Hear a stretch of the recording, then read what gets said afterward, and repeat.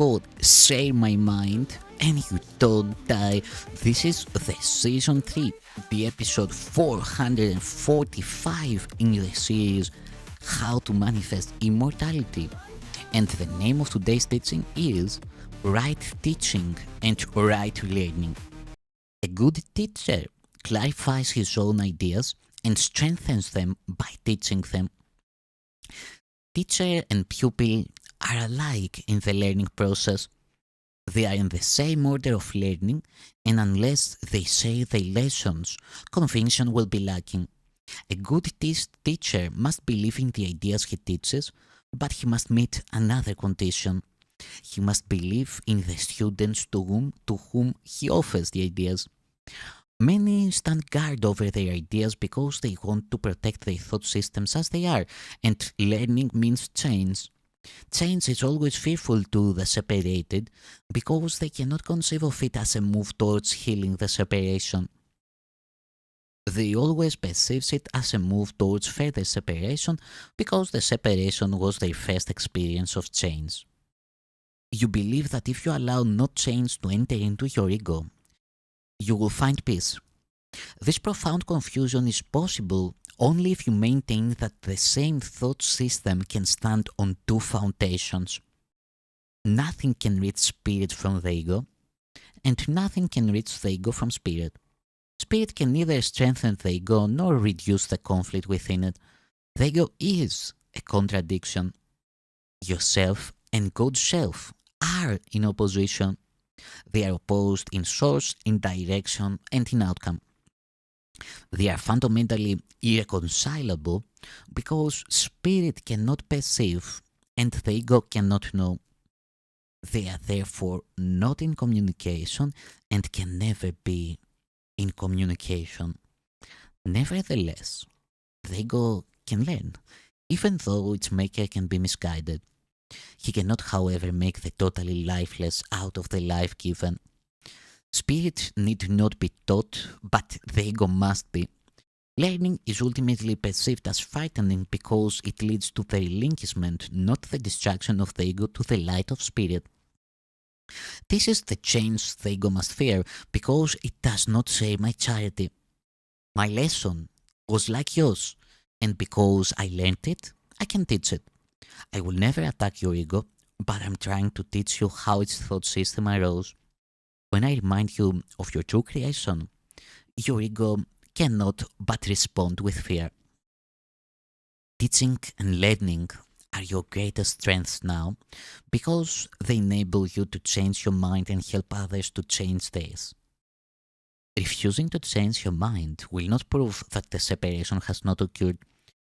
The dreamer who doubts the reality of his dream while he is still dreaming is not really healing his split mind. You dream of a separated ego and believe in a hold that rests upon it. This is very real to you. You cannot undo it by not changing your mind about it. If you are willing to renounce the role of guardian of your thought system and open it to me, I will correct it very gently and lead you back to God. Every good teacher hopes to give his students so much of his own learning that they will one day no longer need him. This is the one true goal of the teacher. It is impossible to convince the ego of this because it goes against all of its laws. But remember, the laws are set up to protect the continuity of the system in which the lawmaker believes. It is natural for the ego to try to protect itself once you have made it, but it is not natural for you to want to obey its laws unless you believe them. The ego cannot make this choice because of the nature of its origin. You can because of the nature of yours. Egos can clash in any situation, but spirit cannot clash at all. If you perceive a teacher as merely a larger ego, you will be afraid because to enlarge an ego would be to increase anxiety about separation. I will teach with you and I will live with you if you will think with me. But my goal will always be to absolve you finally from the need for a teacher. This is the opposite of the ego-oriented teacher's goal. He is concerned with the effect of his ego on other egos and therefore interprets their interaction as a means of ego preservation. I would not be able to devote myself to teaching if I believed this, and you will not be a devoted teacher as long as you believe it. I'm constantly being perceived as a teacher either to be exalted or rejected, but I do not accept either perception for myself. Your worth is not established by teaching or learning, your worth is established by God. As long as you dispute this, everything you do will be fearful, particularly any situation that lends itself to the belief in superiority and inferiority. Teachers must be patient and repeat their lessons until they are learned. I'm willing to do this because I have no right to set your learning limits for you. Again, nothing you do or think or wish or make is necessary to establish your worth. This point is not dependable except in delusions. Your ego is never at stake because God did not create it. Your spirit is never at stake because He did. Any confusion on this point is delusional, and no form of devotion is possible as long as this delusion lasts. The ego tries to exploit all situations into forms of praise for itself in order to overcome its doubts. It will remain doubtful as long as you believe in its existence. You who made it cannot trust it because, in your right mind, you realize it is not real. The only sane solution is not to try to change reality, which is indeed a fearful attempt, but to accept it as it is. You are part of reality, which stands unchanged beyond the reach of your ego but within easy reach of spirit. When you are afraid, be still and know that God is real and you are His beloved Son in whom He is well pleased. Do not let your ego dispute this because the ego cannot know what is as far beyond its reach as you are. God is not the author of fear. You are. You have chosen to create unlike Him and have therefore made fear for yourself. You are not at peace because you are not fulfilling your function. God has given you a very lofty function that you are not meeting. Your ego has chosen to be afraid instead of meeting it. When you awaken, you will not be able to understand this because it is literally incredible. Do not believe the incredible now. Any attempt to increase its believableness is merely to postpone the inevitable. The word inevitable is fearful to the ego but joyous to the spirit. God is inevitable and you cannot avoid Him any more than He can avoid you. The ego is afraid of the spirit's joy because once you have experienced it, you will withdraw all protection from the ego and become totally without investment in fear. Your investment is great now because fear is a witness to the separation, and your ego rejoices when you witness to it.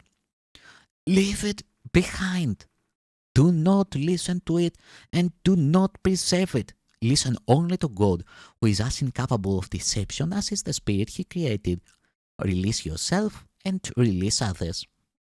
Do not present a false and unworthy picture of yourself to others, and do not accept such picture of them yourself. The ego has built a safe and unsheltering home for you because it cannot build otherwise. Do not try to make this impoverished house stand.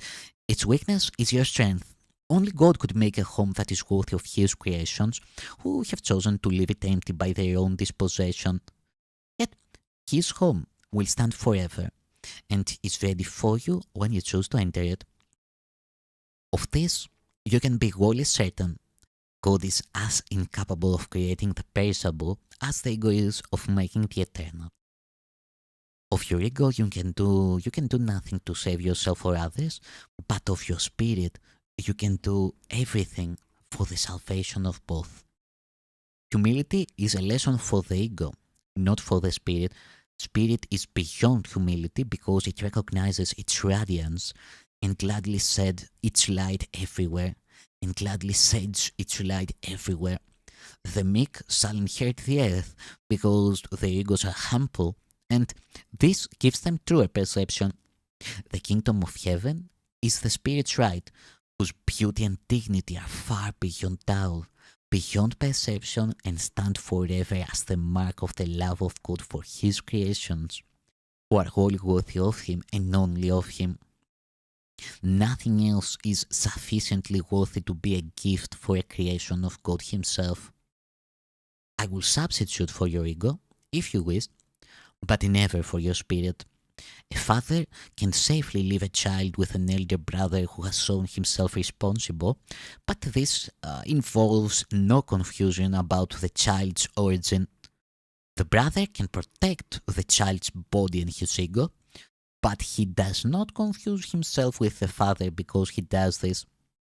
I can be entrusted with your body and your ego only because this enables you not to be concerned with them and lets me teach you their unimportance. I could not understand their importance to you if you had not once been tempted to believe in them myself. Let us undertake to learn this lesson together so we can be free of them together. I need devoted teachers who share my aim of healing the mind. Spirit is far beyond the need of your protection or mine.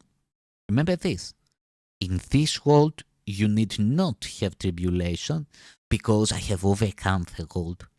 That is why you should be of good cheer.